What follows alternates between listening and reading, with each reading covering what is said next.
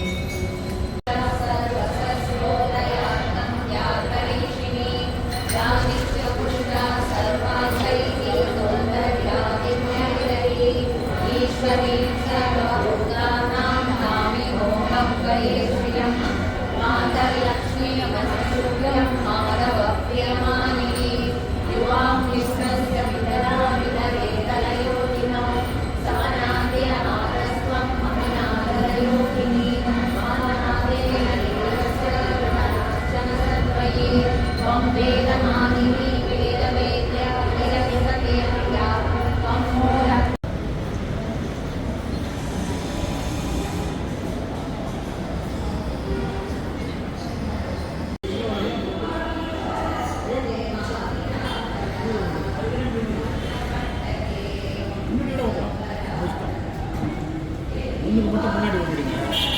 எது கட்டாலும் அது கொடுத்தீங்க, இதை மட்டும் நான்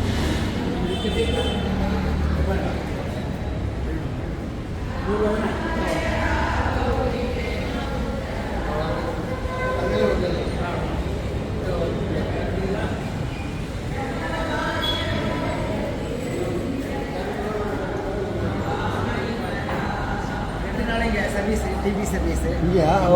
ನಾಳೆಗೆ ಒಂದು ಅಲಂಕಾರ ಬಂದು ಗ್ಯಾಸ್ ಲೈನ್ ಮಟ್ಟ ರೆಗ್ಯುಲರ್ ಬಿಡ್ತಾರೆ. ಹೌದಾ?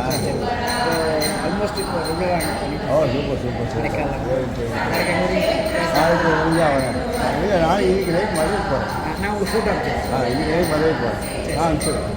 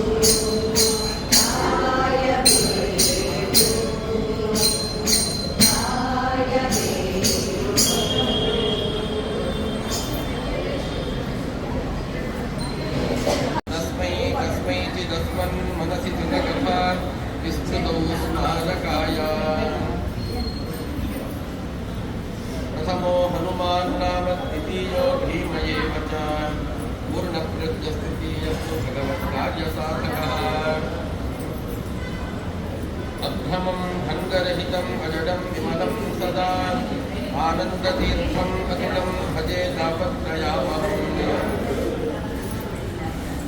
भवति यदनुभावादेडमूकोऽपि वाग्मी जडमखिलमिदन्वध्यायते प्राज्ञमौलिः सकलवचनचेतो देवता भारती सा भजति नितन्दां सिद्धिं मानते च तपो विद्या विरक्त्यादि सद्गुणोद्भागराजं वादिराजगुरुं वन्दे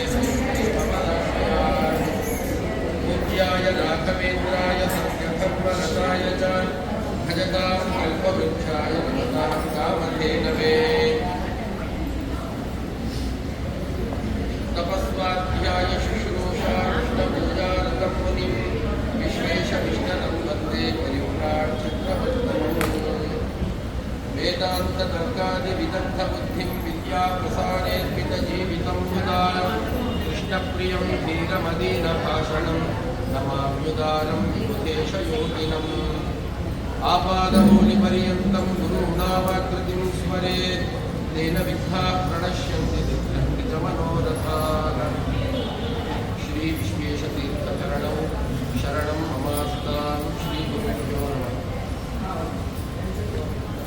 हरिक्षीराम्बुधे स्मैरं भवकर्मरिपोर्मरः विहराहरश्चित्रचारित्रचतुरोर्विशो ईशस्याहीशपदवीं भावयन्निव भाविनीं यास्ते शेषशयनः स्निग्धां लिङ्गशिलां हरिः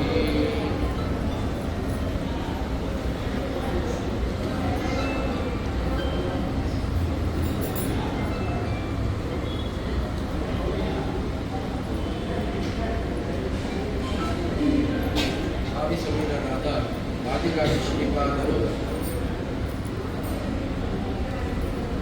ತೀರ್ಥಪ್ರಬಂಧ ಹೊರಟಂತಹ ಗ್ರಂಥ ಪುರಸ್ಸರವಾಗಿ ಅನೇಕ ಕ್ಷೇತ್ರಗಳ ವರ್ಣನೆಯನ್ನು ಮಾಡ್ತಾ ನಿನ್ನೆ ನಾವು ಉಡುಪಿಯಂತೆ ಉಡುಪಿ ಕ್ಷೇತ್ರದ ಮಹತ್ವ ಏನು ಅಂತ ಅನೇಕ ಶ್ಲೋಕಗಳಲ್ಲಿ ನೋಡಿದ್ದೇವೆ. ಉಡುಪಿಯಲ್ಲೇ ಇರತಕ್ಕಂತಹ ಇನ್ನೊಂದು ದಿವ್ಯವಾದ ಸನ್ನಿಧಾನ ಅದು ಅನಂತಾಸನ ಅಥವಾ ಅನಂತೇಶ್ವರ ಅಂತ ಕರೆಯಲ್ಪಡ್ತಕ್ಕಂತಹ ಜಾಗ. ಅಲ್ಲಿ ಒಂದು ಬೆಳ್ಳಿ ಪೀಠ ಇದೆ. ಆ ಬೆಳ್ಳಿ ಪೀಠದ 4 ದಿಕ್ಕಿನಲ್ಲಿಯೂ ಕೂಡ 4 ಸರ್ಪಗಳ ಹೆಡೆ ಇದೆ. ಆ ಪೀಠದ ಮೇಲೆ ಲಿಂಗಾಕೃತಿಯಲ್ಲಿ ಅಂದರೆ ಶೇಷದೇವರ ಮೇಲೆ ಅಧಿಷ್ಠಿತನಾದ ಭಗವಂತ ಅನಂತನನ್ನು ಆಸನವನ್ನಾಗಿ ಮಾಡಿಕೊಂಡಿರತಕ್ಕಂತಹ ಭಗವಂತನ ರೂಪ, ಅಥವಾ ಅನಂತನಿಗೆ ಈಶ್ವರನಾಗಿ ಕಾಣಿಸಿಕೊಂಡಿರತಕ್ಕಂತಹ ಜಾಗ ಅದು ಅನಂತೇಶ್ವರ ಅಂತಲೂ ಕರೀತಾರೆ. ಎಷ್ಟೋ ಜನಕ್ಕೆ ಒಂದು ಭ್ರಮೆ ಇದೆ, ಅದು ಲಿಂಗ ಆದ್ರಿಂದಾಗಿ ಅದು ರುದ್ರದೇವರ ಸನ್ನಿಧಾನ ಅಂತ. ಆದರೆ ಹಾಗೆ ಇಲ್ಲ. ಎಷ್ಟೋ ಕಡೆ ವಿಷ್ಣುಲಿಂಗಾತ್ಮಕವಾದಂತಹ ಸನ್ನಿಧಾನಗಳು ಕೂಡ ನಮ್ಮ ಭಾರತದಲ್ಲಿ ಕಂಡು ಬರುವಂತಹದ್ದಿದೆ. ವಾದಿರಾಜ ಶ್ರೀಪಾದರೆ ಈ ಪಶ್ಚಿಮ ಪ್ರಬಂಧದಲ್ಲಿ ಅದನ್ನು ಉದಾಹರಣೆ ಪೂರ್ವಕವಾಗಿ ತೋರಿಸಿಕೊಡ್ತಾರೆ. ಹಾಗೆ ಅಂದ್ರೆ ಮುಂದೆ ಯಾಕೆ ಅಲ್ಲಿ ಅನಂತಾಸನಾಗಿದ್ದಾರೆ ಅಂದ್ರೆ ವಾದಿರಾಜರು ತುಂಬಾ ಚಮತ್ಕಾರವಾಗಿ ವರ್ಣನೆ ಮಾಡ್ತಾರೆ.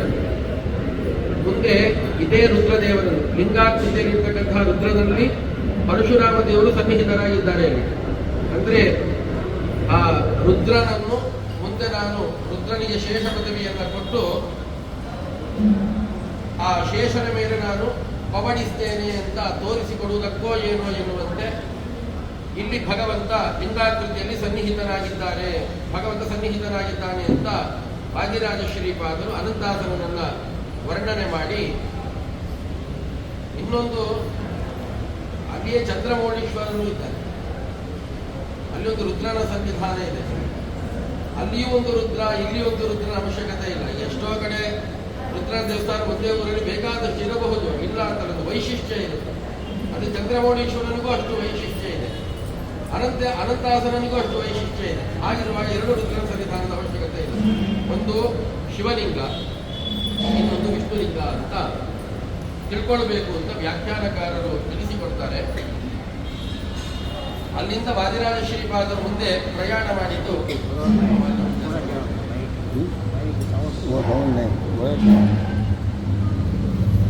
ಮುಂದೆ ವಾದಿರಾಜ ಉಡುಪಿಗೆ ಮಹತ್ವ ಬಂದದ್ದು ಆಚಾರ್ಯರು ಪುಸ್ತಕದ ಪ್ರತಿಷ್ಠೆ ಮಾಡಿದ್ದಾರೆ. ಅದಕ್ಕಿಂತ ಮೊದಲು ಆಚಾರ್ಯರು ಅವತಾರ ಮಾಡಿದ ಜಾಗ ಯಾವುದು ಅಂತ ಹೇಳಿದರೆ ಆ ಒಂದು ಪವಿತ್ರವಾಗಿರ್ತಕ್ಕಂತಹ ಬಾಲಕ ಕ್ಷೇತ್ರ. ಆ ಊರಿಗೆ ನೀರು ಬಂದಿದೆ. ಬಾಲಾತ್ಮಕ ಯಸ್ಮಾತ್ ಅದು ಬಾಲಕ ಭಗವಂತನ ಸಹಿತ ಬಂಡೆಗಲ್ಲಿನಲ್ಲಿ ಎಷ್ಟು ಆಶ್ಚರ್ಯಕರವಾದ ಒಂದು ಸ್ಥಳ ಅಂತ ಹೇಳಿದರೆ ಅಲ್ಲಿ ಬಂಡೆಗಲ್ಲಿನಲ್ಲಿ ನೀರು, ಮಣ್ಣಿನ ಮೇಲೆ ನೀರಿರುವುದಲ್ಲ, ಬಂಡೆಗಲ್ಲಲ್ಲೇ ನೀರು. ಆ ಜಾಗಗಳಲ್ಲೆಲ್ಲ ಅಲ್ಲಿ ನೀವು ಅಲ್ಲೇ ಹತ್ತಿರದಲ್ಲಿ ದುರ್ಗಾಪೀಠದ ಹತ್ರ ನೋಡಿದರೆ ಅಲ್ಲಿ ಬಂಡೆಗಲ್ಲಿನಲ್ಲಿ ನೀರು. ಒಂದು ಅದ್ಭುತವಾದ ಜಾಗ, ಭಗವಂತನ ಅನುಗ್ರಹದಿಂದ ನೀರು ಪಡ್ಕೊಂಡಿರ್ತಕ್ಕಂತಹ ಜಾಗ. ಅಂತಹ ಜಾಗದಲ್ಲಿ ತಾಯಿ ಇದ್ದಾಳೆ ಎನ್ನುವ ಭಾವನೆಯಲ್ಲಿ ಮಧ್ವಾಚಾರ್ಯರು ವಾಯುದೇವರು ಮಧ್ವನಾಗಿ ಅವತಾರ ಮಾಡಿರ್ತಕ್ಕಂತಹ ದಿವ್ಯವಾದ ಕ್ಷೇತ್ರ. ಆ ಕ್ಷೇತ್ರವನ್ನು ಯಾರೂ ಕೂಡ ಹೋಗದೇ ಬೇಡಿ ಎಲ್ಲರೂ ಕೂಡ ಆ ಕ್ಷೇತ್ರಕ್ಕೆ ಹೋಗಿ ಆಚಾರ್ಯರ ಅನುಗ್ರಹಕ್ಕೆ ಪಾತ್ರರಾಗಿ ಅಂತ ತಿಳಿಸಿಕೊಡ್ತಾರೆ. ಮುಂದೆ ಹೇಳುವುದೇ ದುರ್ಗೆಯ ಕ್ಷೇತ್ರದ ವರ್ಣನೆ ಮಾಡ್ತಾರೆ.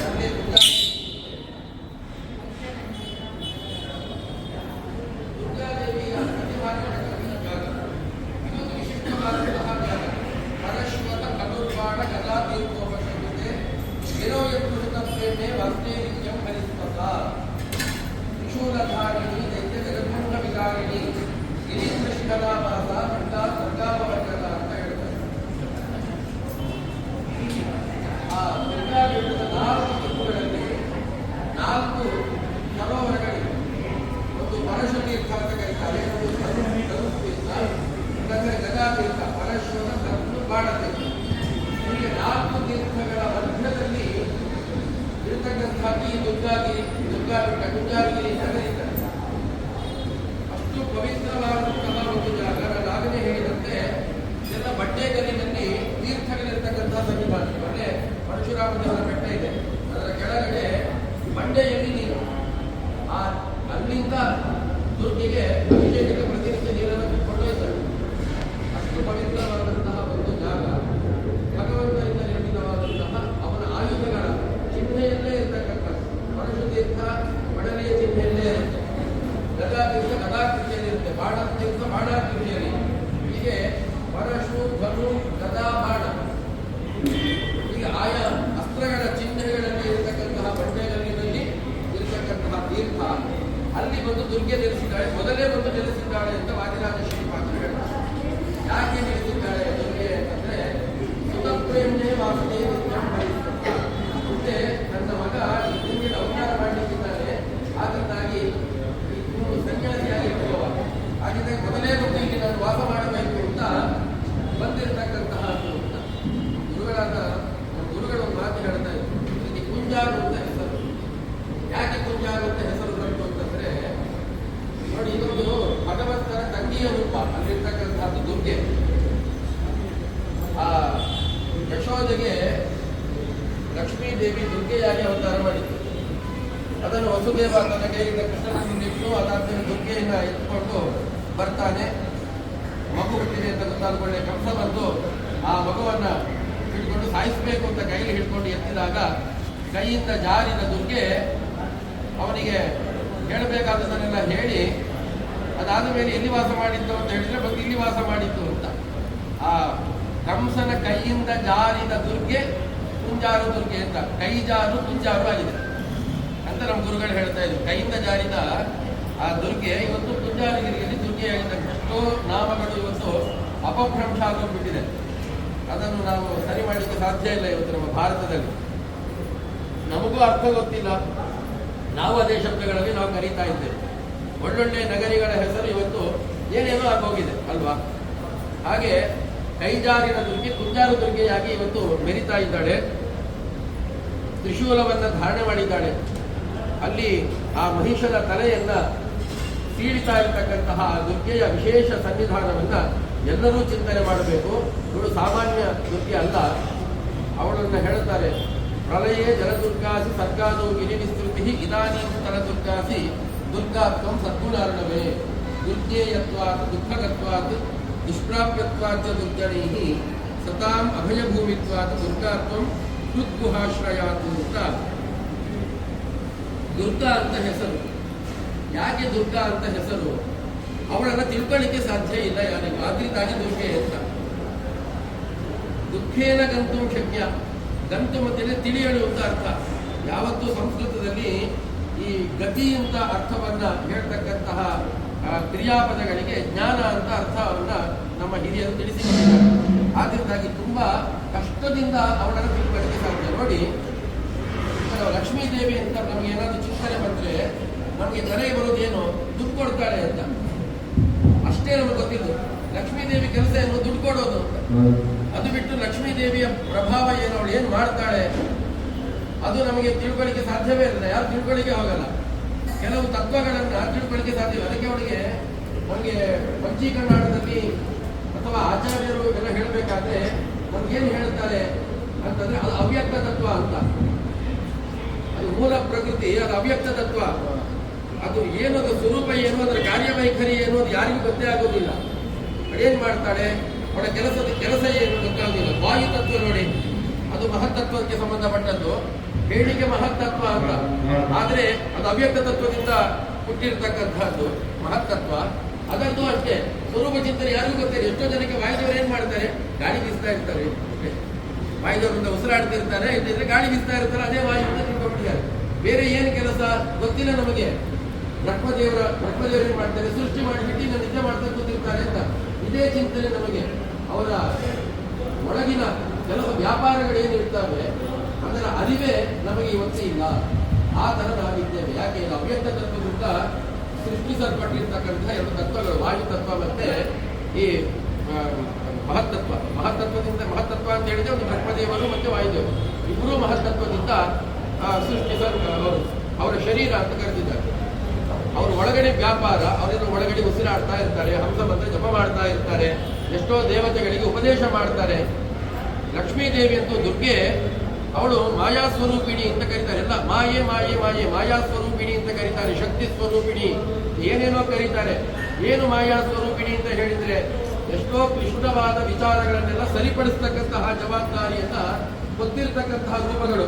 ದುರ್ಗೆಯ ರೂಪ ಅಂತ ಹೇಳಿದ್ರೆ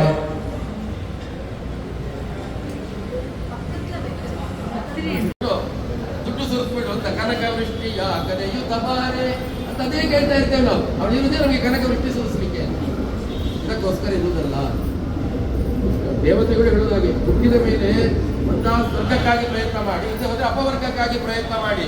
ಅದು ಬಿಟ್ಬಿಟ್ಟು ಈ ಲೋಕದಲ್ಲಿ ಯಾವುದೋ ನಶ್ವರವಾದ ಸಂಪತ್ತಿಗೋಸ್ಕರ ಪ್ರಯತ್ನ ಮಾಡಬೇಡಿ ಅಂತ. ದುರ್ಗೆಯಲ್ಲಿ ಕೇಳಬೇಕಾದಂತಹ ವಿಶೇಷ ಏನಾದ್ರು ವರ ಇದ್ರೆ, ನಿನ್ನ ಪತಿಯ ಲೋಕವನ್ನು ನನಗೆ ಕೊಡು ಅನ್ನತಕ್ಕಂತಹ ಬೇಡಿಕೆ ನಮ್ದಾಗಿ. ನಾವು ವಾಯುದೇವರಷ್ಟೆಲ್ಲ ಮಹಾನುಭಾವರಲ್ಲ ನಾವು. ಅವರು ಅರ್ಥೇ ನಾರಾಯಣ ದೇವ ಅಂತ ಕೇವಲ ಭಗವಂತನ ಪ್ರೀತ್ಯರ್ಥವಾಗಿ ಭಗವಂತನ ಸೇವೆ ಮಾಡ್ತಾರೆ. ನಮಗೆ ಅಷ್ಟೆಲ್ಲ ದೊಡ್ಡ ಗುಣ ನಮ್ಮಲ್ಲಿಲ್ಲ. ಏನಾದರೂ ಕೊಡ್ತಾರಾದ್ರೆ ಸೇವೆ ಮಾಡುವವರು ನಾವು ಅಲ್ವಾ. ವರ ಕೊಡ್ತಾರ, ತೆಂಗಿನಕಾಯೋ ಹಣ್ಣನ್ನು ಗುರಿಗೆ ತರ್ತೇವೆ. ಏನೂ ಕೊಡಲ್ವಾ, ಬೇಡ. ಕೆಲವರಿದ್ದಾರೆ ಊದ್ ಬಂದಿರ ಅಂಟಿಸಿ ಅದನ್ನೇ ಅಡಿಸಿಬಿಟ್ಟು ಮತ್ತೆ ಬರೋದಿಲ್ಲ, ಹಾಗೆ ಆಗುತ್ತೆ ಬರುತ್ತೆ. ಆಯ್ತಾ, ಬರೀ ಏನಾದ್ರು ಕೊಟ್ರೆ ಅಂತ ಆ ಭಾವನೆಯಲ್ಲಿ ಮಾಡಬಾರದು. ಯಾಕೆ ಅಂತ ಹೇಳಿದ್ರೆ ಅವಳನ್ನ ಸೇವೆ ಮಾಡಬೇಕಾಗಿತ್ತು ಅಪವರ್ಗಕ್ಕಾಗಿ. ಆ ಮೋಕ್ಷವನ್ನು ಕೊಡುವ ಸಾಮರ್ಥ್ಯ ಒಂದು ಲಕ್ಷ್ಮೀನಾರಾಯಣರಿಗಿದೆ, ಇನ್ನೊಂದು ವಾಯುದೇವರಿಗೆ ಬ್ರಹ್ಮದೇವರಿಗೆ ಮಾತ್ರ ಇರುವಂತದ್ದು. ಆದ್ರಿಂದಾಗಿ ಮೋಕ್ಷಕ್ಕಾಗಿ ಅವಳ ಸೇವೆ, ಅನುಸಂಧಾನ, ಚಿಂತನೆಗಳು ಇರಬೇಕು ಅಂತ ಆದಿರಾಜ ಶ್ರೀಪಾದರು ಹೇಳ್ತಾರೆ. ಮುಂದೆ ಅಲ್ಲಿಂದ ಈ ಇವತ್ತಿನ ಅದಮಾರು ಗ್ರಾಮ ಅಂತ, ಅದಮಾರು ಮಠ ಅಂತ ಏನು ಕರಿತೀರಿ ನೀವು, ಆ ಅದಮಾರಿನಿಂದ ಸುಮಾರು ಒಂದು 2 ಕಿಲೋಮೀಟರ್ ಅಷ್ಟು ದೂರ ಆಗುತ್ತೆ. ಎಲ್ಲೂರು ಅಂತ ಒಂದು ಬಹಳ ರುದ್ರದೇವರ ವಿಶೇಷ ಸನ್ನಿಧಾನ ಇರ್ತಕ್ಕಂಥ ಜಾಗ. ಯಾವುದೋ ಒಂದು ಕಥೆಯ ಮುಖೇನ ಅಲ್ಲಿ ಯಾವ ದೇವಸ್ಥಾನಗಳೇ ಇಲ್ಲದ ಊರು, ಅದಕ್ಕೆ ಬ್ರಾಹ್ಮಣರೇ ಬರ್ತಿದ್ದಂತೆ ಅವರಿಗೆ. ಕೊನೆಗೆ ಅಲ್ಲಿ ಒಬ್ಬ ರಾಜನಿಗೆ ಕನಸಾಗಿ ಅವರು ಕಾಶಿಗೆ ಹೋಗಿ ಅಲ್ಲಿ ಸೇವೆ ಮಾಡಿದಾಗ ಭಗವಂತ ಕನಸಿನಲ್ಲಿ ಬಂದು ಅನುಗ್ರಹ ಮಾಡಿರ್ತಕ್ಕಂಥ ಜಾಗ. ಅದಕ್ಕೆ ಕಾಶಿಯಲ್ಲಿ ಹೇಗೆ ವಿಶ್ವನಾಥನೋ ಹಾಗೆ ಎಲ್ಲೂರಿನಲ್ಲಿ ಕೂಡ ವಿಶ್ವನಾಥ ಅಂತಾನೆ ಹೇಳ್ತಾರೆ ಅವರಿಗೆ. ಭಗವಂತ ಕಾಶಿಯಲ್ಲಿ ಇರ್ತಕ್ಕಂಥ ರುದ್ರದೇವರು ವಿಶ್ವನಾಥ ಅಂತಕ್ಕಂಥ ಹೆಸರಿರುತ್ತೇನೆ. ಎಲ್ಲೋ ಅಂತ ಕೇಳಿದ್ರಂತೆ, ಎಲ್ಲೋ ನಿನ್ನ ದೇವರು ಅಂತ. ನೋಡಪ್ಪ ಇಲ್ಲಿ ಎಲ್ಲೂರಲ್ಲೇ ಇದ್ದೇನೆ ಅಂತ ವಿಶ್ವನಾಥ ಬಂದು ಕೂತಿದ್ದಾರೆ. ಯಾರು ಬಂದು ಹೊಡೆದ್ರಂತೆ, ಯಾರೋ ಭೂಮಿಯಲ್ಲಿ ಹೊಡೆಯುವಾಗ ರಕ್ತ ಬರ್ತದೆ ಆಯ್ತಾ. ಅದು ಆ ಲಿಂಗಕ್ಕೆ ಬಿದ್ದ ಬೆಟ್ಟದು. ಇವತ್ತಿಗೂ ಅಲ್ಲೊಂದು ಜಾಗದಲ್ಲಿ ಗಂಧ ಹಚ್ಚುತ್ತಾರೆ. ದೇವರಿಗೆ ಗಾಯ ಆಗಿದೆ, ತಂಪಾಗಬೇಕು ಅಂತ ಗಂಧವನ್ನು ಹಚ್ಚುತ್ತಾರೆ, ತೋರಿಸ್ತಾರೆ. ಹೀಗೆ ಎಲ್ಲೂರು ಅಂತ ಆದಿರಾಜೇಶ್ವರಿ ಪಾದರು ಎಷ್ಟು ಕಡೆ ರುದ್ರದೇವರ ಸ್ತೋತ್ರ ಮಾಡ್ತಾರೆ ಅಂತ ಹೇಳಿದ್ರೆ ನಾವೆಲ್ಲರೂ ರುದ್ರದೇವರು ಅಂತ ಹೇಳಿದ್ರೆ ಮೈಲಿಗೆ ತರ ಹಾಂ ನೋಡಿ ರಾಮ್ ರಾಮ್ ಇಲ್ಲಿ ಮಾಮಿ ಅವರದ್ದು. ಹಾಂ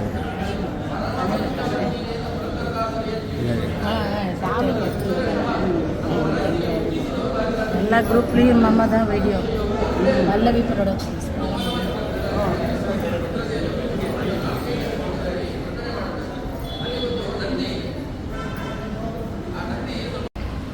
ನದಿಯಲ್ಲಿ ಸ್ನಾನ ಮಾಡೋದ್ರಿಂದಾಗಿ ಮೋಕ್ಷ ಅಂತ ಹೇಳ್ತಾರೆ. ಗಂಗಾ ಸ್ನಾನದಿಂದ ಮುಕ್ತಿ. ಎಲ್ಲ ನದಿಗಳು ಗಂಗಾ ಸನ್ನಿಧಾನದಿಂದ ಯುಕ್ತವಾದದ್ದೇ. ಅದರಿಂದಾಗಿ ಯಾವ ನದಿಯಲ್ಲಿ ಸ್ನಾನ ಮಾಡಿದ್ರು ಮೋಕ್ಷವೇ ಅಂತ. ಹಾಗಾದ್ರೆ ಮತ್ತೆ ಈ ಹರಿಕತೆ ಎಲ್ಲ ಯಾಕೆ ಅಲ್ವಾ? ಏನು ಬೇಕಾಗೇ ಇಲ್ಲ ನಮಗೆಲ್ಲ, ಇದೆಲ್ಲ ಅರ್ಥ ಆಗೋದಿಲ್ಲ. ಅದರಿಂದ ಗಂಗೆಯಲ್ಲಿ ಸ್ನಾನ ಮಾಡಿದ್ರೆ ಮೋಕ್ಷ ಅಂತ. ಆದರೆ ಹಾಗೆ ಅರ್ಥ ಮಾಡೋದಲ್ಲ.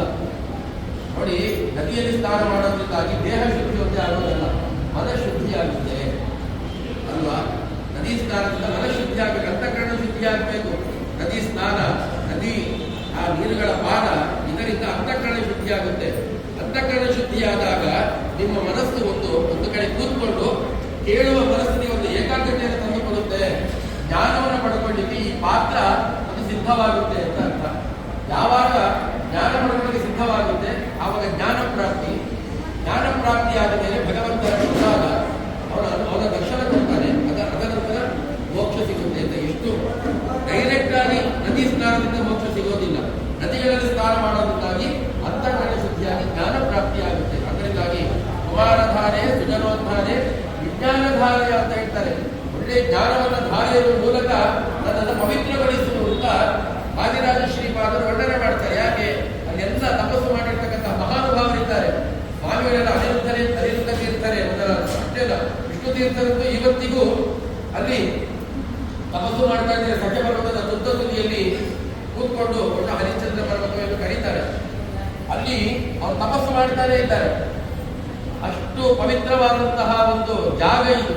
ಇವರಿಗೆ ಆ ಅನಿರುದ್ಧ ತೀರ್ಥವೆಲ್ಲ ಅವರು ವೃಂದಾವನ ಜಾಗಕ್ಕೆ ಹೋದ್ರೆ ಅಲ್ಲಿಯೇ ಹಿಡಿದು ಬರ್ತಾಳಂತೆ. ನಾವು ಮೊನ್ನೆ ಕೂಡ ಸುಧಾಮಂಗಳಕ್ಕೆ ಹೋದಾಗ ಹೇಳ್ತಾ ಇದ್ದೀವಿ. ಅದು ಯಾಕೆ ಅಲ್ಲಿ ಬಹಳ ವಿಶೇಷ ಅಂತ ಹೇಳಿದ್ರೆ, ಸಖ್ಯ ಪರ್ವತದಿಂದ ನೇರ ಹಿಡಿದು ಬರುವ ಜಾಗ. ಅದರಿಂದಾಗಿ ಇಲ್ಲಿ ಸ್ನಾನ ಮಾಡೋದು ಬಹಳ ವಿಶೇಷ. ಎಲ್ಲ ಅನಿರುದ್ಧ ತೀರ್ಥರು ಮೊದಲಾದವರು ಸ್ನಾನ ಮಾಡ್ತಾರೆ. ಬೆಳಿಗ್ಗೆ ಆ 3 ಗಂಟೆ ಹೊತ್ತಿನಲ್ಲಿ ವಿಷ್ಣು ತೀರ್ಥ ಬಂದು ಸ್ನಾನ ಮಾಡಿಕೊಂಡು ಹೋಗ್ತಾ ಇರುತ್ತೆ ಇವತ್ತಿಗೂ. ಅಷ್ಟು ತಪಸ್ತವಂತ ಸನ್ನಂತರ ಜಪತ್ತಸ್ಯಾವ ಸಂತತಂ ಅಂತ. ಅಲ್ಲಿ ಕುಮಾರಧಾರ ತೀರ್ಥಕ್ಕೆ ಹೋದಾಗ ಅವ್ರ ನದಿ ತೀರ್ಥಕ್ಕೆ ಹೋದ್ರು ಒಳ್ಳೆಯ ಸಾಧನೆ ಮಾಡಿಕೊಳ್ಬೇಕು.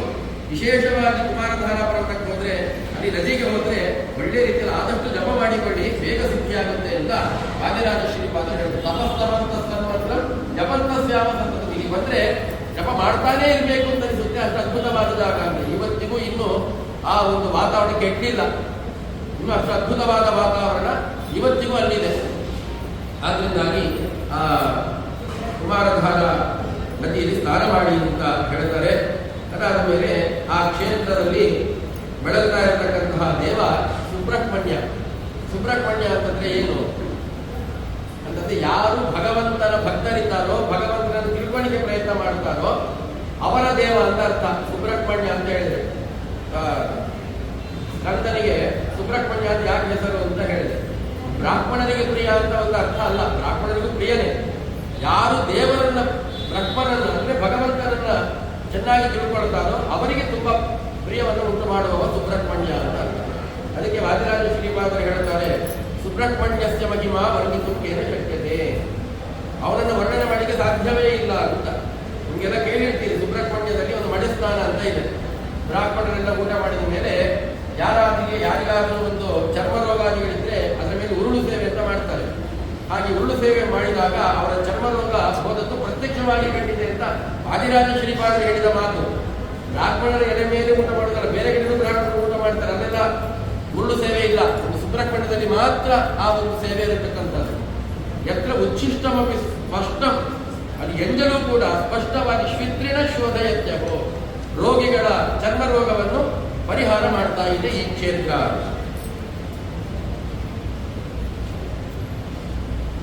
ಅನ್ನಂ ದದಾಸಿ ವಿದಧಾಸಿ ಅಖಿಲಸ್ಯ ರಕ್ಷಾ ಭಿನ್ನಂ ಪುನಾಸ ವಿನುನಾಸ ಸಮಸ್ತ ದೋಷಾನ್ ಹೇ ಸ್ಕಂದ ವಂದ್ಯ ಭವತೋ ಭುವನೇ ಭವಾನಿ ಸೂನೋ ಕೃಪಾಜನನಿಗೆ ಕಥವ ಸಮಸ್ಯ. ದೇವರಿದ್ದಾನೆ ಅಂತ ಹೇಳಲಿಕ್ಕೆ ಇದಕ್ಕಿಂತ ಒಂದು ಉತ್ತಮವಾದ ಜಾಗ ಎಲ್ಲಿದ್ದಾನೆ ಸಿಗಲಿಕ್ಕೆ ಸಾಧ್ಯ? ಅನ್ನ ಕೊಡ್ತಾನೆ, ಅನ್ನಂ ದದಾಸಿ ವಿದಧಾಸೆ ಅಖಿಲಸ್ಯ ರಕ್ಷಾ, ಎಲ್ಲರಿಗೂ ರಕ್ಷಣೆಯನ್ನ ಕೊಡ್ತೀಯ. ಇಷ್ಟೆಲ್ಲ ಸರ್ಪದೋಷಗಳು ಅದು ಇದು ಏನೆಲ್ಲ ಪಾಪಗಳನ್ನು ಮೂಟೆ ಕಟ್ಕೊಂಡು ಹೋದ್ರೆ ಅವರೆಲ್ಲರೂ ಕೂಡ ರಕ್ಷಣೆ ಕೊಡ್ತಾರೆ ಸಿದ್ಧಪಡಿಸಿ ಅಲ್ವಾ? ಕ್ಲಿನ್ನಂ ಗುಣ ರೋಗಿಗಳನ್ನೆಲ್ಲ ಪವಿತ್ರಗೊಳಿಸ್ತಾ ಇದ್ದಾರೆ. ಚರ್ಮ ರೋಗ ವಾಸಿ ಆಗೋದು ಕಂಡು ಬರ್ತಾ ಇದೆ. ವಿನುನಾಶ ಸಮಸ್ತ ದೋಷ, ಎಲ್ಲ ಅವರ ಪಾಪಗಳನ್ನು ಪರಿಹಾರ ಮಾಡ್ತೀವಿ. ನಿನಗಿಂತ ಉತ್ತಮರಾದವರು ಯಾರಿದ್ದಾರೆ? ಯಾರು ಇಲ್ಲ ಅಂತ ಹೇಳಿ. ಆದ್ರೆ ಅಲ್ಲಿ ಅವರು ಗುಹೆಯಲ್ಲಿ ಹೋಗಿ ಕೂತ್ಕೊಂಡಿದ್ದಾನೆ. ಸುಬ್ರಹ್ಮಣ್ಯದಲ್ಲಿ ಅವನು ಹೆಸರೇ ಗುಹಾ ಅಂತ ಅವನಿಗೆ ಹೆಸರು. ಅದರಲ್ಲೂ ಕೂಡ ಸುಬ್ರಹ್ಮಣ್ಯದಲ್ಲಿ ಗುಹೆಯಲ್ಲೇ ಇದ್ದಾನೆ ಅಂತ ಅವನಿಗೆ ಪ್ರಸಿದ್ಧಿ. ಹೆಸರೇ ಹಾಗೆ. ಯಾಕೆ ಗುಹೆಗೆ ಕೂತ್ಕೊಂಡಿದ್ದಾನೆ ಅಂತಂದ್ರೆ ಅದಕ್ಕೆ ರಾಜರಾಜ ಶ್ರೀಪಾದರು ಒಳ್ಳೆ ಚಮತ್ಕಾರ ನೋಡಿ. ಕಾವ್ಯವನ್ನು ಬರೆಯುವ ದೊಡ್ಡ ವಿಷಯ ಅಲ್ಲ, ವರ್ಣನೆ ಮಾಡ್ತಾರೆ. ಚಂದ್ರನಂತೆ ಮುಖವುಳ್ಳವಳು ಚಂದ್ರಮುಖಿಯಿಂದ ವರ್ಣನೆ ಮಾಡೋದು ದೊಡ್ಡ ವಿಷಯ ಅಲ್ಲ. ಆದ್ರೆ ಸರಿಯಾಗಿ ಯುಕ್ತಿಯುಕ್ತವಾಗಿ ವರ್ಣನೆ ಮಾಡಬೇಕು. ಅದು ವಾದಿರಾಜನ ಸಾಮರ್ಥ್ಯ. ಅದು ಯಾರಿಗೂ ಕೂಡ ಸಿಗಲಿಕ್ಕೆ ಸಾಧ್ಯ ಇಲ್ಲ. ಯಾಕೆ ಏನಂತ ವರ್ಣನೆ ಮಾಡ್ತಾರೆ? ಪ್ರವರ್ತಿತ ಸ್ಕಂದಮತ ಪೃಥಿವ್ಯಾ ಜಗತ್ಪತಿ ಶ್ರೀಪತಿ ಭಕ್ತನಾಭಂ ರಹಸ್ಯಪಾಲಾಧೀತು ಗುಹಾತ್ರ ಗುಹಾಶ್ರೀತೋಸಿ ಮಮ ಪ್ರತರ್ಕಃ ಅಂತ ವಾದಿರಾಜ ಶ್ರೀಪಾದ ವರ್ಣನೆ ಮಾಡ್ತಾರೆ. ಸ್ಕಂದನಿಗೆ ತಲೆ ಬಿಸಿ ಅಂತ. ಏನು ತಲೆ ಬಿಸಿ? ಜನರಿಗೆ ಯಾರಾದ್ರೂ ಏನಾದ್ರು ಹೇಳಿಬಿಟ್ಟು ಅದನ್ನೇ ಇಟ್ಕೊಂಡು ಕೂತ್ಕೊಂಡಿರ್ತಾರೆ. ಸ್ವತಃ ಬಂದಿರೋದೇ ಏನು ಹೇಳ್ತಾರೆ ಅದನ್ನೇ ತಲೆಯಲ್ಲಿ ಹಾಕಿಕೊಂಡು ಅದೇ ಸತ್ಯ ಅಂತ ಅಂದ್ಕೊಂಡ್ಬಿಟ್ಟಿರ್ತಾರೆ. ಇಲ್ಲ ರೀ, ನಮ್ಮ ಅಜ್ಜನ ಕಾಲಿಗೆ ಮಂಚಕ್ಕೆ 3 ಕಾಲು, ಒಂದಿನವೂ ಮಂಚಕ್ಕೆ ಎಷ್ಟು ಕಾಲಿದ್ದು ನೋಡಿ ಹೋಗೋದೇ ಇಲ್ಲ. ಇಲ್ಲ ರೀ ನೋಡ್ರಿ 4 ಕಾಲಿದೆ, ನಮ್ಮ ಅಜ್ಜ ಹೇಳಿದ್ದೆ ನಾನೇ ನೋಡೋದು, ನಾನು ನೋಡೋದಿಲ್ಲ. ಈ ತರ ಹಠವಾದಿಗಳು ನಾವು. ಹಾಗೆ ಕೆಲವರು ಹಠವಾದಿಗಳಿದ್ದಾರೆ. ಕೆಲವರು ಏನು ಹೇಳ್ತಾರೆ? ವಿಷ್ಣು ಸರ್ವೋತ್ತಮ ಅಂತ ಹೇಳ್ತಾರೆ, ಕೆಲವರು ಶಿವ ಸರ್ವೋತ್ತಮ ಅಂತ ಹೇಳ್ತಾರೆ, ಇನ್ನು ಕೆಲವರು ಹೇಳ್ತಾರೆ ಸ್ಕಂದನೇ ಸರ್ವೋತ್ತಮ ಅಂತ ಹೇಳ್ತಾರೆ, ಇನ್ನು ಕೆಲವರು ಗಣಪತಿ ಇರುತ್ತಿದ್ದಾರೆ, ಗಣಪತಿಯೇ ಸರ್ವೋತ್ತಮ ಅಂತ ಹೇಳೋರಿದ್ದಾರೆ. ಹೀಗೆ ಒಬ್ಬೊಬ್ರು ಸರ್ವೋತ್ತಮ ಅಂತ ಹೇಳುದು. ನಿಮಗೂ ಗಲಾಟೆ, ನಮಗೂ ಗಲಾಟೆ. ನಾವು ನಮ್ಮ ದೇವರನ್ನು ಸರ್ವೋತ್ತಮ ಅಂತ ಹೇಳ್ಕೊಳ್ತೇವೆ, ನೀವು ನಿಮ್ಮ ದೇವರನ್ನು ಸರ್ವೋತ್ತಮ ಅಂತ ಹೇಳ್ಕೊಳ್ಳಿ. ಯಾರು ವಿಮರ್ಶೆ ಮಾಡಿ ಹೋಗೋದಿಲ್ಲ. ಎಲ್ಲಾದ್ರೂ ಬಗ್ಗೆ ನೋಡಿದ್ರೆ ಎಷ್ಟು ಕಾಲಿದೆ ಅಂತ ಗೊತ್ತಾಗುತ್ತಲ್ಲ, ಬಗ್ಗೆ ನೋಡ್ಲಿಕ್ಕೆ ಹೋಗೋದೇ ಇಲ್ಲ. ಹಾಗೆ ನಾವು ವಿಮರ್ಶೆ ಮಾಡಿ ಯಾವುದು ಸತ್ಯ ಅಂತ ನೋಡ್ಲಿಕ್ಕೆ ಹೋಗೋದಿಲ್ಲ. ಅಷ್ಟು ಸ್ಪಷ್ಟವಾಗಿ ಈ ಮಧ್ವಾಚಾರ್ಯ ಹೇಳಿದ ಸಿದ್ಧಾಂತ ಅಲ್ಲ. ಆರೋಗ್ಯ ಸರ್ವಶಾಸ್ತ್ರಾಣಿ ವಿಚಾರೇತು ಪುನಃ ಪುನಃ ನ ಬೇಗಂ ಸುನಿಷ್ಪನ್ನಂತ್ಯೇಯೋ ನಾರಾಯಣ ಸದಾ. ಎಷ್ಟು ಎಲ್ಲ ಶಾಸ್ತ್ರಗಳನ್ನ ಮಥನೆ ಮಾಡಿ ವಿಮರ್ಶೆ ಮಾಡಿ ನೋಡಿದ್ರೆ ಕೊನೆಗೆ ಏನ್ ಸಿದ್ಧವಾಗಿದೆ ಅಂತ ಹೇಳಿದ್ರೆ ನಾರಾಯಣನೇ ಸರ್ವೋತ್ತಮ, ಅವನನ್ನೇ ಧ್ಯಾನ ಮಾಡಬೇಕು ಅಂತ ಇದು ಸಿದ್ಧವಾದ ಮತ ಅಂತ. ಇದು ಮಧ್ವಾಚಾರ್ಯ ಹೇಳಿದ್ರಲ್ಲ, ಮಧ್ವಾಚಾರ್ಯ ಬರೋದಕ್ಕೆ ಮೊದಲೇ ಸಿದ್ಧವಾದದ್ದಿದು. ಹಾಗೆ ಪಾಪ ಕೆಲವರು ಸ್ಕಂದನೇ ಸರ್ವೋತ್ತಮ ಅಂತ ಹೇಳುವ ಇದ್ದಾರೆ. ಅಯ್ಯೋ ಕೇಳಿಸ್ಕೊಂಡಿದ್ದಾಗ ಸುಬ್ರಹ್ಮಣ್ಯದೇವಿ ಅದಕ್ಕೆ ಬೇಡಪ್ಪ, ನಿಮ್ಮ ರಗಡೆ ಬೇಡ, ನಾನು ಹೌದು ಅಂತ ಅನ್ಕೊಂಡ್ಬಿಟ್ರೆ ಈಗ ನಮಗೆ ಕುರಿ ಯಾವುದೋ ಸಂತೆಯಲ್ಲಿ ಕುದಿಗೆ ತೆಗೆದುಕೊಂಡು ಹೋಗ್ತಾ ಇದ್ದೆ. ಯಾರು ಮೋಸ ಮಾಡೋರು ಬಂದು ಆ ಕುದಿಯನ್ನು ಹೇಗಾದ್ರೆ ಭಾರ ಮಾಡಬೇಕು ಅಂತ. ಒಬ್ಬ ಬಂದ, ಏನು ನಾಯಿ ನಿಂತ್ಕೊಂಡು ಹೋಗ್ತಾ ಇದ್ದೆ ಅಂತ. ಇನ್ನೊಬ್ಬ ಹೇಳ್ದ, ಏನು ಕತ್ತೆ ನಿಂತ್ಕೊಂಡು ಹೋಗ್ತಾ ಇದ್ದೆ ಅಂತ. ಇನ್ನೊಬ್ಬ ಹೇಳಿದ್ರು ಬೂದ್ ಹೇಳ್ಕೊಂಡು ಹೋಗ್ತೀವಿ. ಇವ್ರು ನೋಡ್ತೀನಿ ಹೇಳ್ತಾ ಇದ್ದೆ. ನನಗೆ ಹೇಳಿರೋದು ಇದು ನಿಜವಾದ ಕುರಿ ಅಲ್ಲ ಅಂದ್ಕೊಂಡೆ ಬಿಟ್ಟು ಹೋದ. ಇವರೆಲ್ಲ ಅದನ್ನು ಹಿಡ್ಕೊಂಡು ಮಜಾ ಮಾಡಿದ್ರು. ಹಾಗೆ ನಮ್ಮನ್ನು ದಾರಿ ತಪ್ಪಿಸಿ ಅವರು ಮಜಾ ತಗೊಳ್ತಾ ಇರ್ತಾರೆ. ದಾರಿ ತಪ್ಪಬಾರದು, ಯಾವುದು ಸರಿಯಾದದ್ದು ಅದು ವಿಮರ್ಶೆ ಮಾಡಬೇಕು. ಸುಬ್ರಹ್ಮಣ್ಯ ದೇವರಿಗೆ ಬೇಡಪ್ಪ ರಗಳೆ ಅಂತ ನೀವು ನಿಮ್ಮಂತವ್ರ ಮಾತು ಕೇಳಿಸ್ಕೊಳ್ಳಿಕ್ಕೆ ಸಿದ್ಧನಿಲ್ಲ. ಅದಕ್ಕೆ ಎಲ್ಲೋ ಏಕಾಗ್ರ ಒಳಗೆ ಕೂತ್ಕೊಂಡ್ಬಿಟ್ರೆ, ಗುಹೆಯಲ್ಲಿ ಕೂತ್ಕೊಂಡ್ಬಿಟ್ರೆ ಇದ್ಯಾವುದನ್ನು ಮಾತುಗಳೇ ಕೇಳಿಸಲ್ಲ ನನಗೆ ಅಂತ ಹೇಳಿ ಬಹುಶಃ ನೀವು ಗುಹೆಯಲ್ಲಿ ಕೂತ್ಕೊಂಡಿದ್ದೀನಿ. ಎಷ್ಟು ಒಳ್ಳೆ ವರ್ಣನೆ ಗುಹೆ ಅಂತಂದ್ರೆ ನೀವು ಸಖ್ಯ ಪರ್ವತ, ಆದ್ರೆ ಪಾಪಗಳನ್ನು ಸಹಿಸೋದಿಲ್ಲಲ್ಲ ನೀವು. ಯಾರು ಸಖ್ಯ ಪರ್ವತವನ್ನು ಸ್ಮರಣೆ ಮಾಡ್ತಾರೆ, ಆ ಸಖ್ಯ ಪರ್ವತವಾಗ ಪಾಪಗಳನ್ನು ಸಹಿಸೋದಿಲ್ಲ, ಅದಕ್ಕಾಗಿ ಅಸಖ್ಯ ಸಹಿಸೋದಿಲ್ಲ, ಅದರಿಂದಾಗಿ ನೀನು ಅಸಖ್ಯ ಅಂತ. ನಾವು ಬೈತಲ್ಲ ಅಸಖ್ಯ ಅಂತ, ಆ ಅಸಖ್ಯ ಅಂತ. ಪಾಪಗಳನ್ನು ಸಹಿಸೋದಾದ್ರಿಂದಾಗಿ ನೀನು ಅಸಖ್ಯ. ಇನ್ನು ಅಚಲ, ನೀವು ಅಚಲ ಅಂತಂದ್ರೆ ಪರ್ವತಕ್ಕೆ ಅಚಲ ಅಂತ ಹೆಸರು. ಯಾಕೆ ಅಚಲ? ಎಲ್ಲೂ ಚಲಿಸೋದಿಲ್ಲ. ಆದ್ರೆ ಈ ಹೆಸರು ಮಾತ್ರ ನಿನಗೆ ಸರಿ ಹೋಗ್ತಾ ಇದೆ. ಯಾಕೆ? ನನ್ನ ಮನಸ್ಸಿನಲ್ಲಿ ಯಾವತ್ತೂ ನೀನಿರಲ್ಲ, ಚಲಿಸ್ತಾ ಇರ್ತೀನಿ, ಹಾಗೆ ನೀನು ಜಲ ಆಗ್ತಾ ಇದ್ದೀನಿ. ಅದು ಮಾಡಬೇಡ. ತನ್ನ ಅರೋಚತೆ, ನನ್ನ ಮನಸ್ಸಿನಿಂದ ನೀನು ಹೊರಗೆ ಹೋಗ್ತಾ ಇದ್ದಿ, ಅದನ್ನ ಮಾಡಬೇಡ. ಯಾವತ್ತೂ ನನ್ನ ಮನಸ್ಸಿನಲ್ಲಿ ನೀನು ಸ್ಮರಣೆ ಇರಬೇಕು ಅಂತ ವಾದಿರಾಜ ಶ್ರೀಪಾದರು ವರ್ಣನೆ ಮಾಡ್ತಾರೆ. ಅಲ್ಲಿಂದ ಮುಂದೆ ಬಂದು ಎಲ್ಲಿಗೋದು ಹರಿಹರ ಅಂತ ಒಂದು ಊರಿದೆ. ಅದು ಇದು ವಿಶಿಷ್ಟ ಕ್ಷೇತ್ರ. ಮುರಹರ ಒಂದೇ ಶ್ಲೋಕದಲ್ಲಿ ಹರಿಯನ್ನೂ ಹರನನ್ನು ವರ್ಣನೆ ಮಾಡ್ತಾರೆ. ಒಬ್ಬ ಮುರಹರ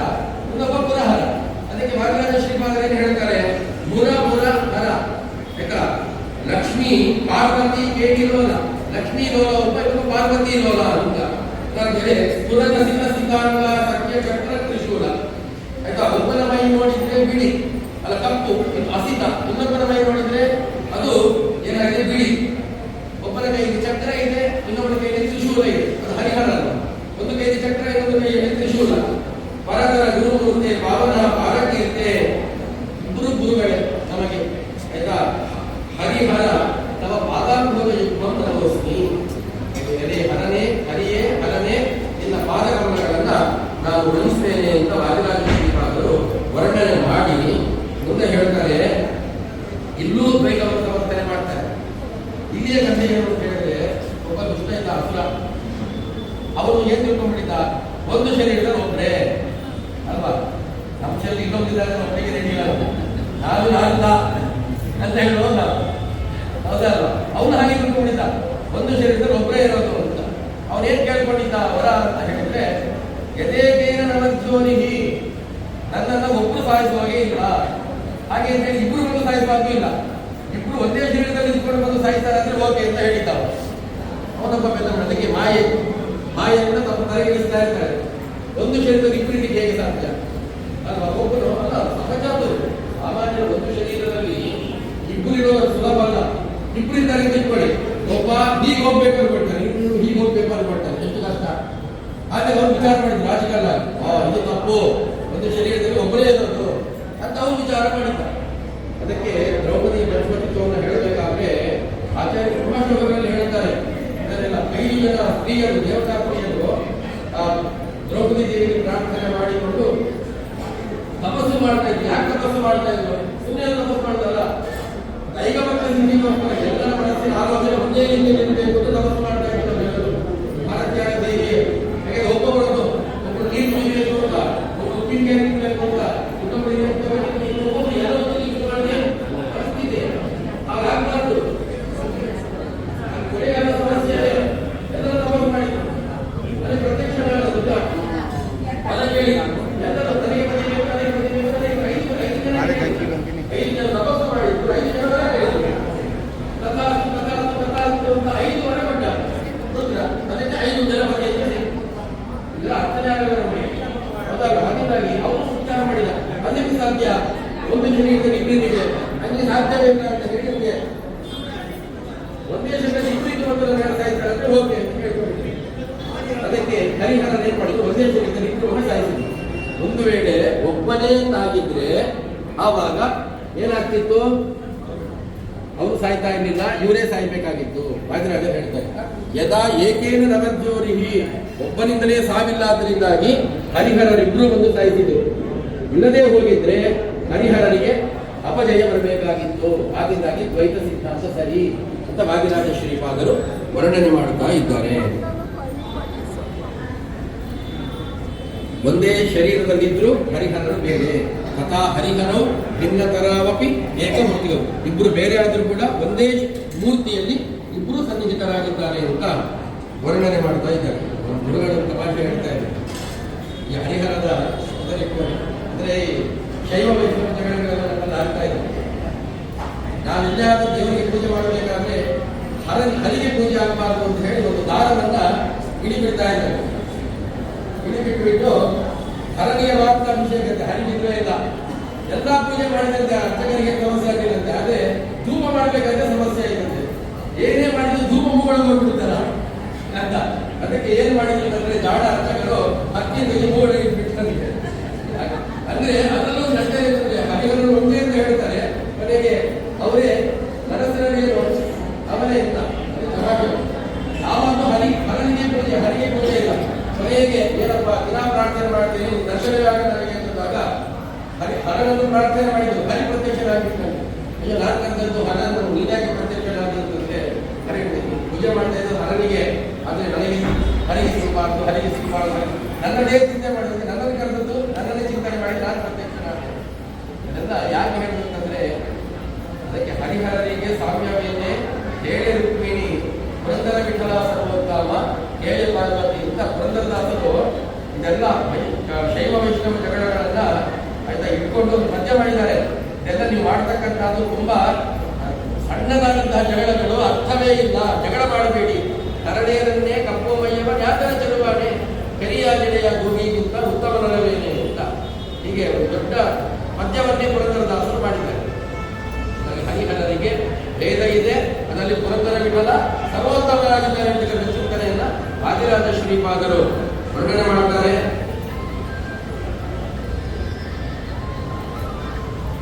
ಅದಾದ ಮೇಲೆ ಇನ್ನೊಂದು ಕ್ಷೇತ್ರ ಬಿದರಹಳ್ಳಿ ಅಂತ ವಾದಿರಾಜ ಶ್ರೀಪಾದರು ನೋಡಿ ಒಂದೊಂದು ಕ್ಷೇತ್ರದ ಮಹಿಮೆ. ಮಾಯಾಹಿ ಪುಷ್ಕರಮಹಿ ಮಥವಾ ಪ್ರಯಾಗಂ ಕಾಶೀಂ ಗಯಾಂ ಅಗನಿಕಾಶ್ರಮ ಮಧ್ಯಸಾಧ್ಯಂ ಸೇತುಂಚ ರಾಘವಕೃತಂ ವರತುಂಗಭದ್ರಾ ತೀರಸ್ಥ ಪಿಪ್ಪಲಗೃಹಂ ಹರಿಮೇಗಿದ್ಯೈ. ಪುಷ್ಕರ ಕ್ಷೇತ್ರಕ್ಕೆ ಹೋಗ್ಬೇಡಿ, ಬದ್ರಿಗೆ ಹೋಗ್ಬೇಡಿ, ಗಯೆಗೆ ಹೋಗ್ಬೇಡಿ, ಎಲ್ಲಿಗೂ ಹೋಗ್ಬೇಡಿ ಅಂತ ಹೇಳ್ತಾರೆ. ಅಥವಾ ಪ್ರಯಾಗಂ ಕಾಶೀಂ ಗಯಾಂ ಬದರಿಕಾಶ್ರಮ ಮಧ್ಯಸಾಧ್ಯಂ ಸೇತುಂಚ ರಾಘವಕೃತಂ, ರಾಮೇಶ್ವರಕ್ಕೆ ಹೋಗ್ಬೇಡಿ, ತುಂಗಭದ್ರಾ ನದಿ ತೀರದಲ್ಲಿರ್ತಕ್ಕಂತಹ ಬಿದರಹಳ್ಳಿಗೆ ಹೋಗಿ ಅಲ್ಲಿ ಅಶ್ವತ್ಥ ನಾರಾಯಣ ಅಂತ ಅಶ್ವತ್ಥ ವೃಕ್ಷದಲ್ಲಿ ಸನ್ನಿಹಿತರಾಗಿದ್ದಾರೆ, ಅಲ್ಲಿಗೆ ಹೋಗಿ ಸಾಕು, ಎಲ್ಲಾ ಕ್ಷೇತ್ರಗಳಿಗೆ ಹೋದ ಪುಣ್ಯ ಬರುತ್ತೆ ಅಂತ. ಅಶ್ವತ್ಥ ವೃಕ್ಷಕ್ಕೆ ಪ್ರದಕ್ಷಿಣೆ ಮಾಡಬೇಕು. ಯಾಕೆಂತಂದ್ರೆ ಅಲ್ಲಿ ತ್ರಿಮೂರ್ತಿಗಳ ಸನ್ನಿಧಾನ ಇರ್ತಕ್ಕಂಥ ವೃಕ್ಷ, ಅದರಲ್ಲಿ ವಿಶೇಷವಾಗಿ ಅಶ್ವತ್ಥ ನಾರಾಯಣ ಸನ್ನಿಧಾನ ಇದೆ. ಆದ್ರೆ ನೋಡಿ ವಾದಿರಾಜ ಶ್ರೀಪಾದರೇ ವರ್ಣನೆ ಮಾಡ್ತಾರೆ, ಆ ತ್ರಿಮೂರ್ತಿಗಳನ್ನು ಚಿಂತನೆ ಮಾಡೋದ್ರಿಂದಾಗಿ ಒಬ್ಬೊಬ್ಬರಿಂದ ಒಂದು ಫಲ ಸಿಗುತ್ತೆ ಅಂತ. ಮಧ್ಯಸ್ಥ ಕೃಷ್ಣ ಪರಿಪಾಲಯ ಭಕ್ತ ವರ್ಗಂ ರುದ್ರಾಶ್ರಿತ ರುಜವರ್ಧನ ಸೇವನಸ್ಯ ಅಂತ. ರುದ್ರದೇವರನ್ನ ಅಶ್ವತ್ಥ ವೃಕ್ಷದಲ್ಲಿ ಚಿಂತನೆ ಮಾಡಿದ್ರೆ ನಮ್ಮ ರೋಗಗಳೆಲ್ಲ ವಾಸಿಯಾಗ್ತವೆ. ಅದಾದ್ಮೇಲೆ ಪದ್ಮಾಸನಾವೃತ ಮೂಲ ಸುಜಾಸ್ತಿದಂತು, ಅಲ್ಲಿರ್ತಕ್ಕಂಥ ಬ್ರಹ್ಮದೇವರನ್ನು ಚಿಂತನೆ ಮಾಡಿದರೆ ಸಂತತಿ ಆಗುತ್ತೆ. ಯಾರಿಗೆ ಸಂತತಿ ಸಿಗಲ್ಲ, ಅಶ್ವತ್ಥ ವೃಕ್ಷದಲ್ಲಿ ಬ್ರಹ್ಮದೇವರ ಚಿಂತನೆ ಮಾಡೋದ್ರಿಂದಾಗಿ ನಮ್ಮ ಸಂತತಿ ಅಭಿವೃದ್ಧಿ ಆಗುತ್ತೆ ಅಂತ ಹೇಳಿದ್ದಾರೆ.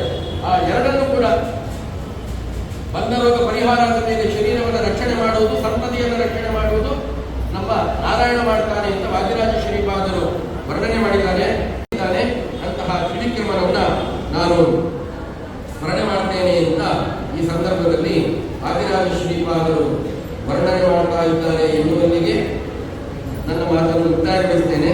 ಸೋದಾ ಕ್ಷೇತ್ರದವರೆಗೂ ನಮ್ಮದು ತೀರ್ಥ ಪ್ರಬಂಧದ ಪ್ರವಚನ.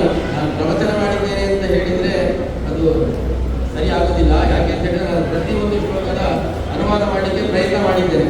ಇದು ಸಮಯದ ಪ್ರತಿಯೂ ಅವಶ್ಯಕತೆ. ನಮ್ಮದು ಉದಾಹರಣೆಗಳು ಮುಗಿಬೇಕಿತ್ತು, ಒಂದು 5 ನಿಮಿಷ 10 ನಿಮಿಷ ಜಾಸ್ತಿ ಆಗಿದೆ. ಆಯ್ತಾ?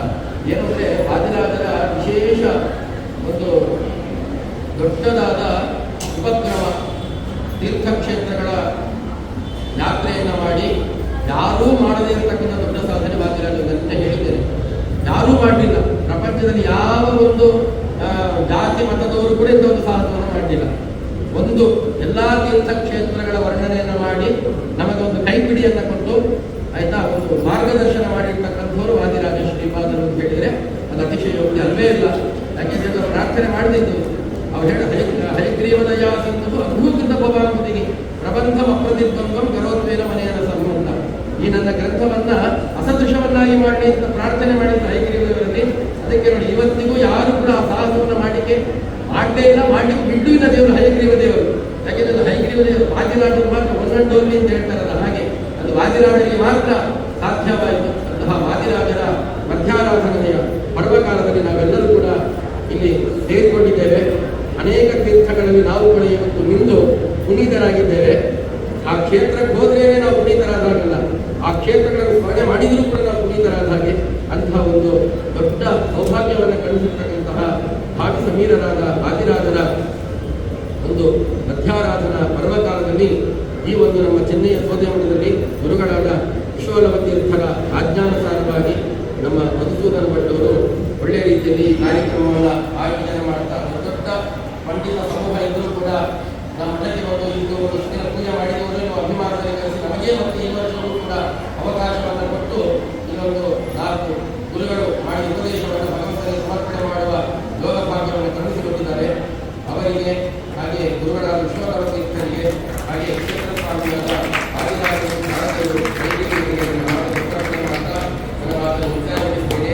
ಸರ್ವಗುಣ ಸಂಪೂರ್ಣ ಸರ್ವದೋಷ ವಿವರ್ಜಿತ ಪ್ರಿಯತಾ ಪ್ರೀತಯೇವಾದಂ ವಿಷ್ಣುರ್ವೇ ನಮಸ್ಕೃತ ಶ್ರೀ ಹರಿಪ್ರಿಯತಾ ಶ್ರೀ ಕೃಷ್ಣಾರ್ಪಣಮಸ್ತು.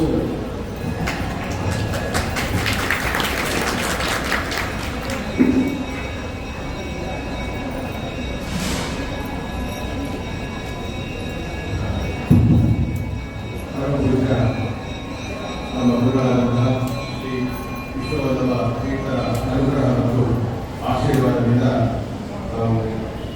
ಸೂರ್ಯವಾದಗಳ ಶಾಖಾಮಯವಾದ ಈ ಚೆನ್ನೈ ಮಠದಲ್ಲಿ ಕೂಡ 3 ದಿನಗಳ ಕಾಲ ವಾದಿರಾಜ ಆರಾಧನಾ ಮಹೋತ್ಸವ 425ನೇ ಆರಾಧನಾ ಮಹೋತ್ಸವ ಇದನ್ನು ಮಾಡ್ತಾ ಇದ್ದೇವೆ.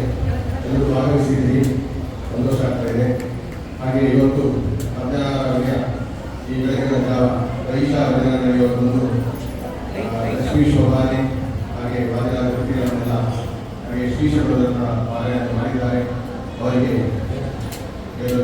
ಮಾಡಿದ್ದಾರೆ. ಅವರೆಲ್ಲರಿಗೂ ಕೂಡ ಶ್ರೀಗಳ ಪರವಾಗಿ ಹಾಗೆ ಅವರು ಧನ್ಯವಾದಗಳನ್ನು ಅರ್ಪಿಸ್ತಾ ಇದ್ದೇನೆ.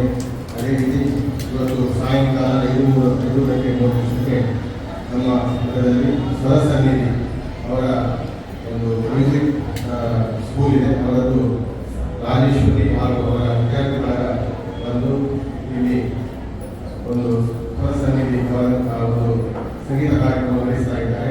ಅದಕ್ಕೆಲ್ಲರೂ ಕೂಡ ತಾವೆಲ್ಲರೂ ಆಗಮಿಸಿ ಚಂದ ಕಾಣಿಸಿಕೊಳ್ಬೇಕು. ಹಾಗೆ ವಾದಿರಾಜರ ಒಂದು ಆರಾಧನಾ ಮಹೋತ್ಸವ ಅದಕ್ಕೆ ಜ್ಞಾನಕಾರಿಯಾಗಬೇಕು, ಗುರುಗಳ ಆಶಯ ಅದು.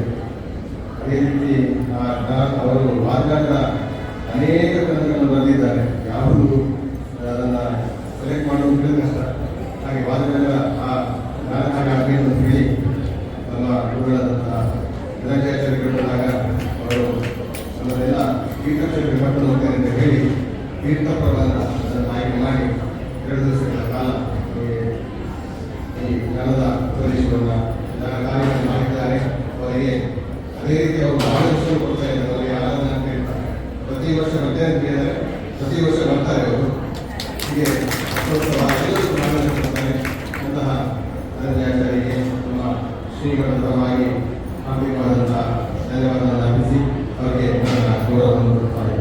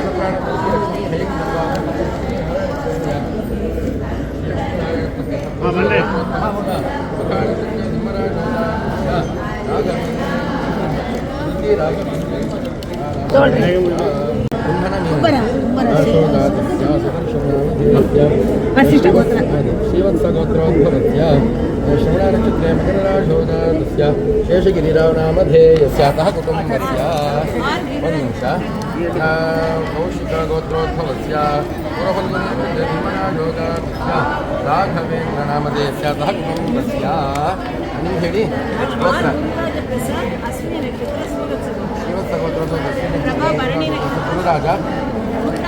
ಗುರುರಾಜ ಪ್ರಸಾದ ಶರ್ಮಣಃ ಸಹ ಕುಟುಂಬಸ್ಯ ಕೌಶಿಕಗೋತ್ರೋದ್ಭವಸ್ಯ ರೇವತಿ ನಕ್ಷತ್ರೆ ಗುರುರಾಜೋದಾಸ್ಯ ನಿರ್ಮಲಾ ಸೀತಾರಾಮನ್ ನಾಮ ನಿರ್ಮಲಾ ರಾಮರತ್ನಂ ನಾಮ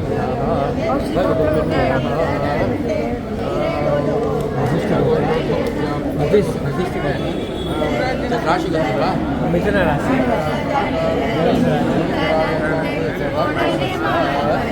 ಆಯ್ತಾ ಎಲ್ಲರಾಯ್ತಲ್ಲ ಮಮ ಅಂತ ಹೇಳ್ಕೊಳ್ಳಿ.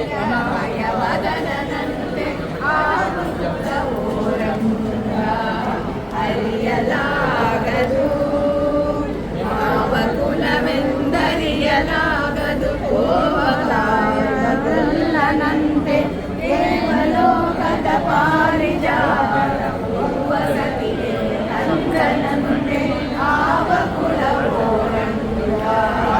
ಅರಿಯಲಾಗದು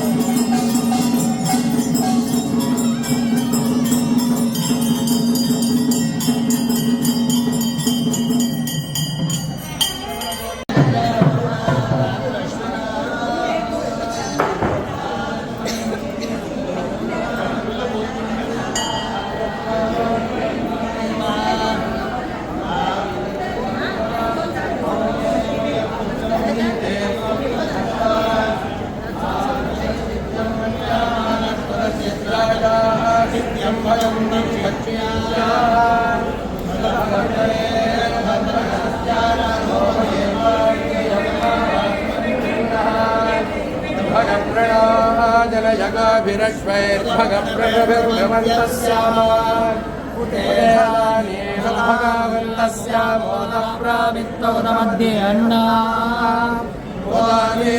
भगवन्तोऽयं देवानां सुमतो स्यात् भगवा एव भगवान् देवानां भगवन्तस्याः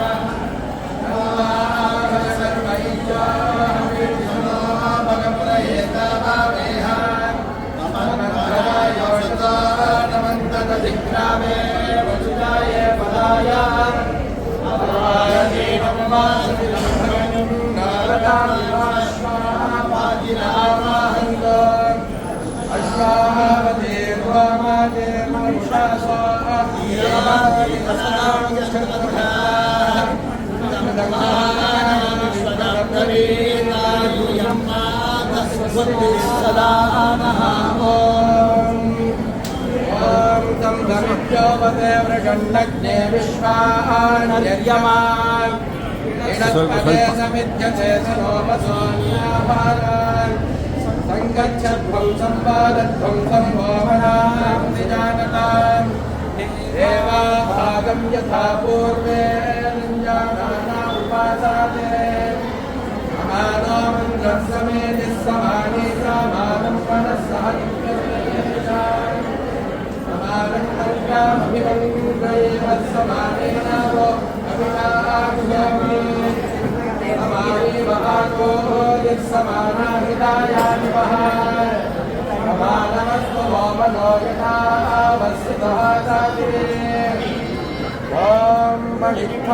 तत्त्वबोधेधायुरर्षतं देवस्य भर्गस्तः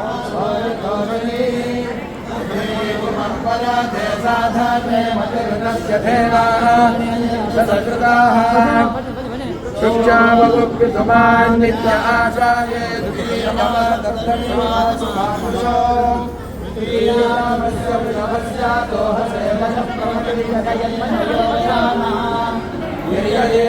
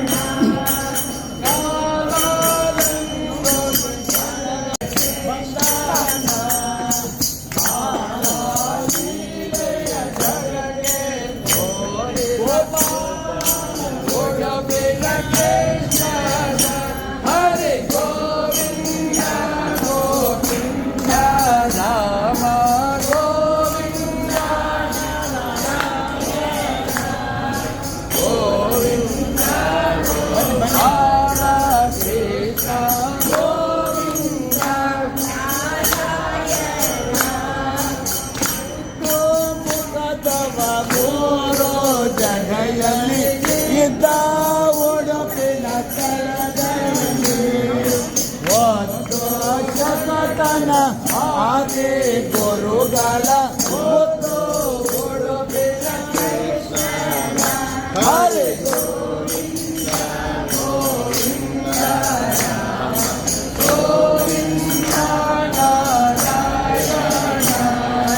ಗೋವಿಂದ ಗೋಪಾಲ